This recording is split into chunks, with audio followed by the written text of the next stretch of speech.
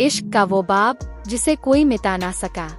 मोहब्बत हमेशा आसान नहीं होती, कभी इसे तकदीर आजमाती है, कभी खानदान और कभी किस्मत की बेरहमी।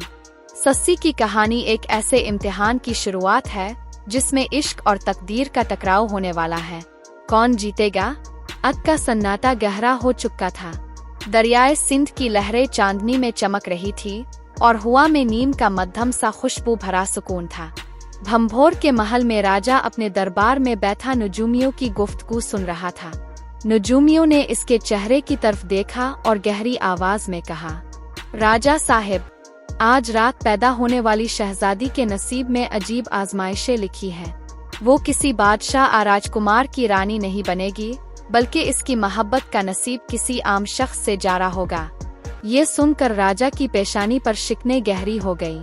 वो कभी अपनी तलवार के दस्ते को थपथपाता और कभी दरबार की खिड़की से बाहर देखता। आखिरकार इसने फैसला कर लिया कि अपनी इज्जत और तख्त की बका के लिए इसे अपनी नौमौलूद बेटी को हमेशा के लिए अपने से जुदा करना होगा। रात के साए अभी महल की दीवारों पर रेंग रहे थे जब राजा ने हुक्म दिया कि इस नन्ही परी को एक मल्लाह के हवाले कर दिया जाए। दरिया की गहराइयों में जैसे ही कुश्ती का पतवार चला, मल्लाह के दिल में अजब हलचल मच गई। इसने अपने बाजुओं में इस मासूम बच्ची को देखा जो दूध की तरह सफेद, चेहरे पर चांदनी की रोशनी की तरह नरम और मासूम थी।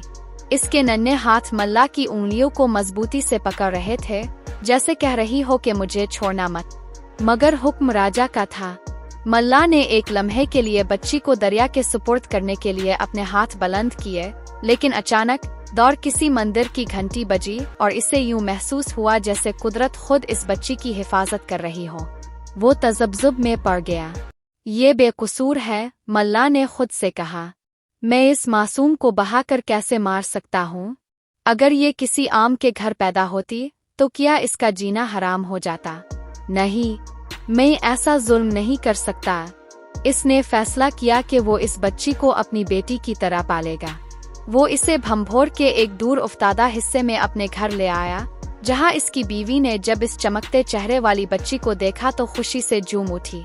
वक्त गुजरता गया और वो बच्ची, जिसे तकदीर ने दरिया में बहा देने का हुक्म दिया था, एक हुसैन ओ जमील दोशीज़ा बन गई।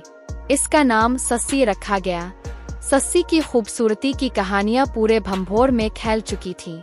इसकी चमकदार आंखें जैसे दरिया की नीली गहराइयों की अक्कासी करती, इसके सिया घने बाल जैसे रात की सियाही में बिखरी हुई चमक, और इसकी मुस्कुराहट ऐसी के जैसे चांदनी रात में चमकने वाले जुगनू।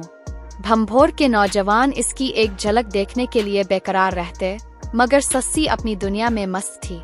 वो आम लोगों की तरह बात करती, उनके दुख सुख में शरीक होती और हर किसी से मोहब्बत और खुलूस से पेश आती। एक दिन वो दरियाए सिंध के किनारे अपनी सहेलियों के साथ खेल रही थी। पानी की लहरें इसके पाँव को छूकर वापस जा रही थी, जैसे जमीन भी इसके हसन से शर्मा रही हो। वो अपने हाथ में कनवल का एक ताज़ा फूल लिए सोच रही थी कि शायद इसका नसीब भी इस दरिया की उन लहरों की तरह है जो मालूम नहीं कहाँ जाकर खत्म होंगी। इसे मालूम नहीं था कि इसकी मोहब्बत का सफीना भी उन्हीं पानियों में हिचकोले खाने वाला था।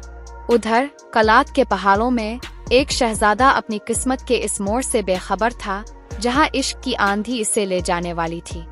इसे वहम और गुमान में भी ना था कि अनकरीब इश्क की किस मंजिल पर पहुंचने वाला है। इस इश्क के अंदाज ही अनोखे और निराले हैं। इश्क बादशाह को गधा और अमीर को फकीर बना देता है। यही इश्क था जिसने हीर को रांझे से मिलने के लिए तड़पाया, वो तख्तन हजारा छोड़कर जंग आया। यही इश्क था जिसने कैस को मजनू बनवाया। अब यही इश्क कलात के पहाड़ों के शहजादे को अपनी लपेट में ले रहा है। देखे, इश्क का ये सफर इसे कहाँ ले जाता है।